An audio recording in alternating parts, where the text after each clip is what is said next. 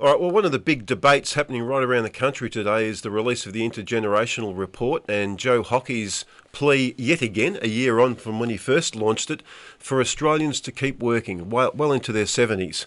On this issue, I'm going to defer to my elder, Pops. Well, amusing when so many people say to me, "Oh, you're working with your dad, are you?" Well, nonetheless, the difficulty is here, and look, there are plenty of people who could work a lot longer.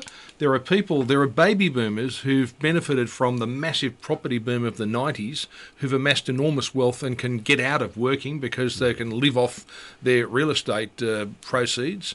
There are also people who are in those difficult situations where they've been builders, for instance.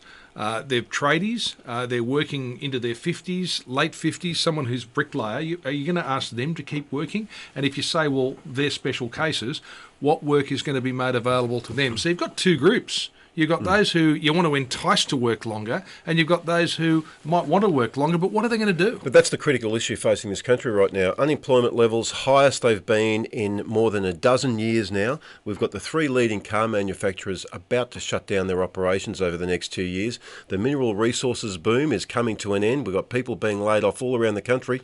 Where are the new jobs coming from?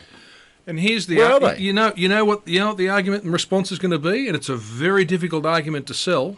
You crank up immigration.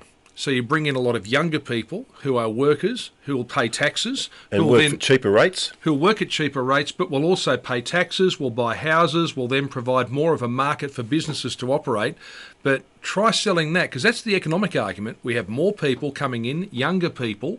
Those people are going to provide a more balanced economy, but try selling that to people who are out of work. Well, how about we do this? We increase the birth rate, because ours is appallingly low at the moment, and we go back to what Peter Costello said as Treasurer. Start having more kids. They're going to provide for the future. What about maybe a baby bonus to... There's a good idea.